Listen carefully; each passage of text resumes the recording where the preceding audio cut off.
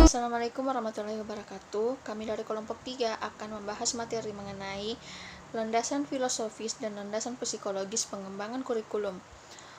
Yang pertama, landasan pengembangan kurikulum. Kurikulum sebagai rancangan pendidikan mempunyai kedudukan yang cukup sentral dalam seluruh kegiatan pendidikan yang menentukan proses pelaksanaan dan hasil pendidikan. Penyusunan kurikulum tidak dapat dikerjakan sembarangan. Penyusunannya membutuhkan landasan-landasan yang kuat yang didasarkan dari hasil pemikiran dan penelitian yang mendalam. Ada beberapa landasan utama dalam pengembangan kurikulum, yaitu landasan filosofis dan landasan psikologis. Yang pertama, landasan filosofis. Istilah filsafat adalah terjemahan dari bahasa Inggris filosofi yang berasal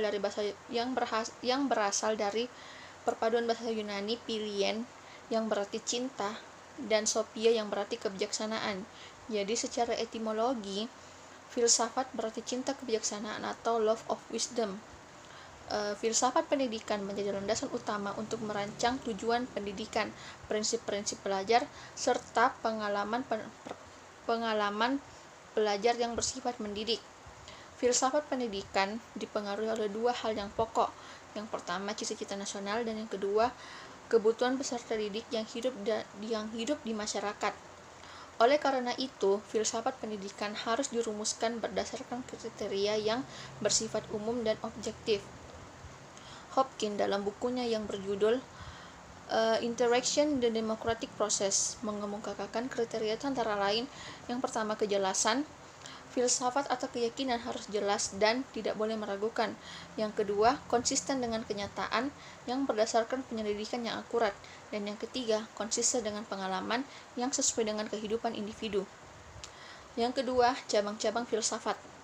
Ada 3 cabang besar filsafat, yaitu yang pertama, metafisika, yang membahas segala yang ada di alam ini dan membahas hakikat kenyataan atau realitas yang meliputi metafisika umum dan metafisika khusus yang meliputi kosmologi, teologi, dan antropologi.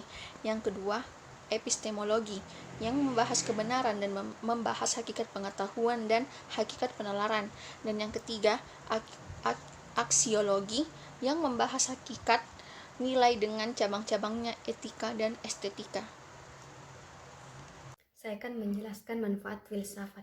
Nah, filsafat yaitu suatu pemikiran-pemikiran. Nah, dalam lingkup pendidikan, filsafat merupakan suatu pemecahan masalah. Nasution mengidentifikasikan 5 manfaat filsafat pada tahun 1982.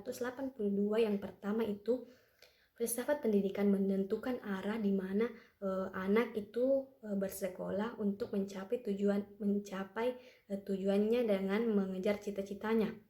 Nah, yang kedua, adanya pendidikan ini yang diwarnai oleh filsafat, maka memberikan gambaran-gambaran yang harus kita capai untuk kedepannya. Yang ketiga, filsafat dan tujuannya memberikan kesatuan dan gambaran untuk memberikan usaha-usaha pendidikan yang tercapai. Yang keempat, pendidikan menguji pendidik dalam menilai usahanya. Yang kelima, tujuan pendidikan memberikan motivasi atau dorongan dalam kegiatan-kegiatan pendidikan. Nah, selanjutnya yang saya jelaskan itu pengertian psikologis. Nah, di sini pengertian psikologis yaitu merupakan suatu bidang ilmu pengetahuan dan ilmu terapan yang mempelajari mengenai perilaku, fisik dan mental manusia. Nah, psikologis juga merupakan suatu karakteristik fisik manusia atau seseorang individu yang dinyatakan dalam berbagai bentuk dan perilaku interaksi dan di lingkungannya. Saya akan menjelaskan tentang bidang-bidang psikologi yang mendasari kurikulum. Ada 2 bidang psikologi yang mendasari kurikulum, yaitu yang pertama, psikologi perkembangan. Psikologi perkembangan membahas perkembangan individu sejak masa konsepsi, yaitu masa pertemuan spermatozoid dengan sel telur, sampai dengan dewasa. Psikologi perkembangan merupakan cabang dari psikologi yang mempelajari proses perkembangan individu baik sebelum maupun setelah kelahiran. Berikut Yang pertama, metode dalam psikologi perkembangan. Pengetahuan tentang perkembangan individu diperoleh melalui studi yang bersifat longitudinal, cross-seksional, psikoanalitik, sosiologik, atau studi kasus. Yang kedua adalah teori perkembangan.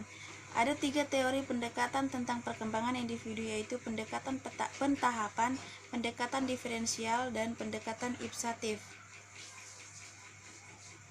Ada 4 tahap perkembangan kognitif anak menurut Piaget, yaitu tahap sensori motor, yaitu usia 0-2 tahun, tahap pro-operasional, yaitu usia 2-4 tahun, tahap konkret operasional usia 7-11 tahun, tahap formal operasional, yaitu usia 11-15 tahun. Yang kedua adalah psikologi belajar. Psikologi belajar merupakan studi tentang bagaimana individu belajar secara sederhana. Belajar dapat diartikan sebagai perubahan tingkah laku yang terjadi melalui pengalaman. Segala perubahan tingkah laku, baik yang berbentuk kognitif, afektif, maupun psikomotor, dan terjadi karena proses pengalaman dapat dikategorikan sebagai perilaku belajar. Menurut Maurice LBG dan Maurice P. Hans tahun 1980 halaman 226 sampai 227, ada 3 keluarga atau rumpun teori belajar, yaitu teori disiplin mental, teori behaviorisme, dan juga teori kognitif Gestaltfil. Baik, mungkin demikian saja pembahasan makalah kami pada kesempatan kali ini. Kurang dan lebihnya kami mohon maaf. Wabillahi taufiq wal hidayah. Wassalamualaikum warahmatullahi wabarakatuh.